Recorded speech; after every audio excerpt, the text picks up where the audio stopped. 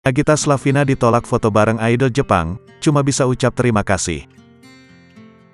Keinginan Nagita Slavina foto bareng idol Jepang kali ini tak bisa terlaksana. Momen ini terjadi saat Nagita Slavina tengah berlibur ke negeri Sakura itu. Dalam video itu, Nagita Slavina tampak mendekati sekelompok wanita berpakaian mirip Lolita dengan warna biru. Nagita Slavina pun iseng meminta izin foto. "Hai, bisakah kita foto bersama?" tanya perempuan yang akrab disapa Gigi itu. "Enggak bisa," tanya Gigi lagi. Sekelompok wanita itu tampak bingung dan memberikan isyarat larangan. "Oh gitu, enggak boleh beb," kata Nagita pada kru yang mengikutinya.